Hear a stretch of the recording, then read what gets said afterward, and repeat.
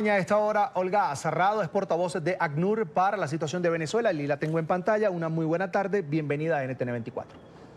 Hola, buenas tardes, ¿qué tal? Es un gusto. Antes de llegar al puesto número 1 en esta lista de solicitantes de asilo, ¿qué lugar ocupaban los venezolanos?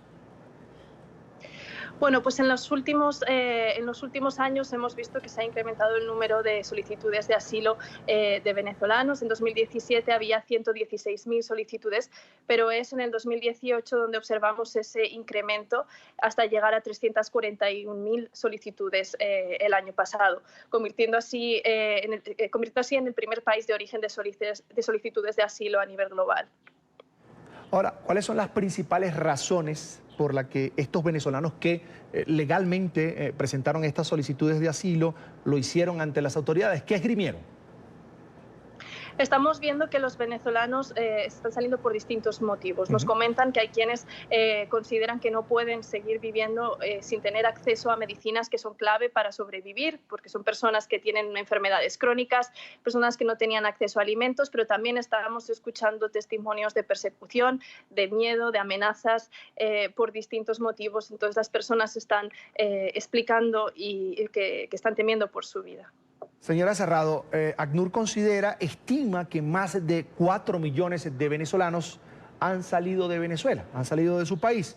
Y quisiera saber si ustedes han podido investigar en qué países están ahora mismo esos venezolanos, dónde se concentra la mayor parte de esos más de 4 millones de venezolanos que han salido producto de la crisis, por supuesto, de este país suramericano.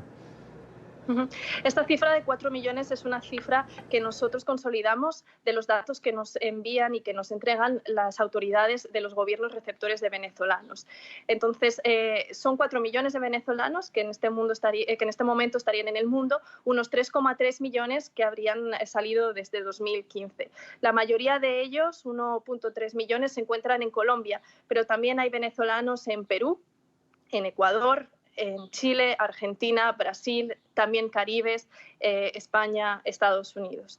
Entonces, es importante recalcar que estas cifras pues, nos llegan desde las autoridades de los países receptores de venezolanos. 1,3 millones de venezolanos en Colombia. ¿Esto qué significa? ¿Una alerta de posible crisis también en este país receptor?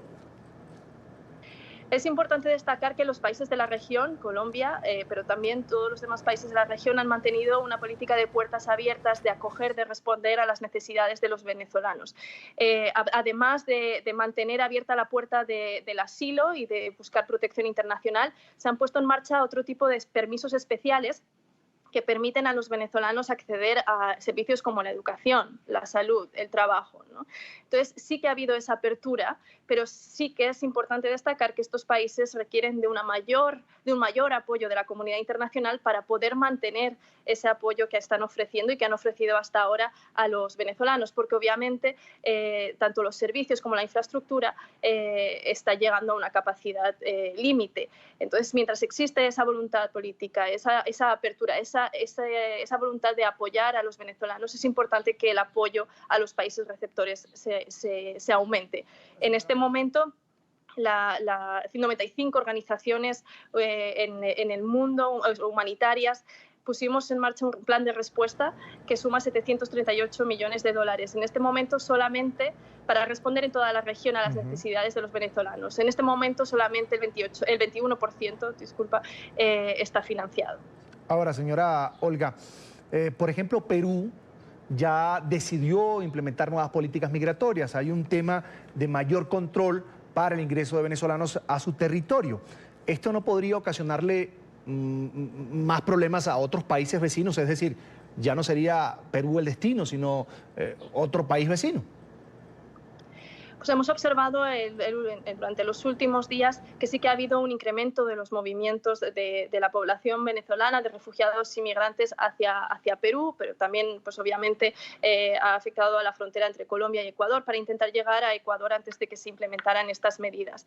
Para ACNUR lo que es importante es que se mantenga el acceso a la protección internacional a aquellos venezolanos que lo soliciten, que puedan acceder a esa seguridad que piden en la llegada a cualquiera de los países. Estamos también apoyando procesos como el proceso de Quito, en el cual los distintos países de la región se están sentando de forma regular a discutir cómo armonizar y coordinar esa respuesta para evitar que medidas que se tomen en un país puedan afectar a los otros países. Pero lo más importante en este momento es que se continúa permitiendo el acceso a los países a aquellos venezolanos que solicitan protección internacional.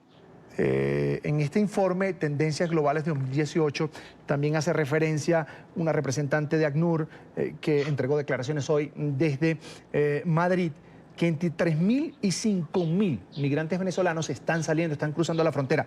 ¿Esta es una cifra nueva o tiene que ver con el registro que tienen del año pasado como tal? Es una cifra que hemos visto se ha mantenido constante desde el año pasado. Había unos 5.000 entradas diarias en 2018. Con el cierre de frontera por parte de Venezuela de los dos principales pasos fronterizos con Colombia a partir del 23 de febrero, se observó una reducción de ese flujo de personas que entraban de forma regular, pero ese flujo se mantuvo en las personas que utilizaban las trochas o esos pasos irregulares para acceder a Colombia.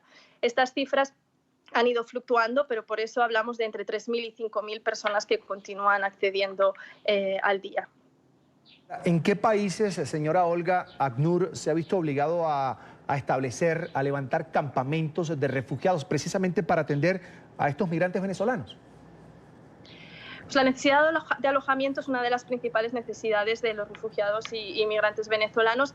En América Latina no hay campamentos de refugiados. Lo que sí que se han puesto en marcha son distintas formas de albergue o de alojamiento temporal. En Brasil, por ejemplo, lo que estamos viendo, pues, por ejemplo, en La Guajira, en el departamento de La Guajira, son unos centros temporales que permiten recibir a personas que se encontraban en situación de calle y que pueden estar en estos centros de recepción un mes. Bueno, depende de las necesidades de la persona, pero la idea es que se queden como un mes máximo para que puedan establecer los contactos, restablecer el contacto con familiares que puedan estar en otra región o en otras ciudades dentro del país de llegada, y entonces salir y continuar buscando, pues, un futuro en el país al que han llegado.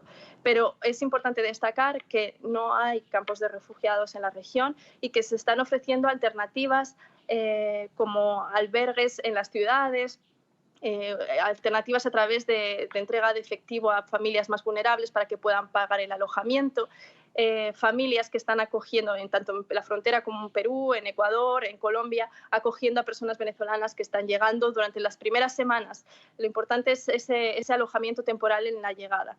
Es importante este tipo de estrategia y de decisión de las autoridades y de los países de América Latina, porque permite y facilita la integración y la inserción de las personas venezolanas en las ciudades a las que llegan.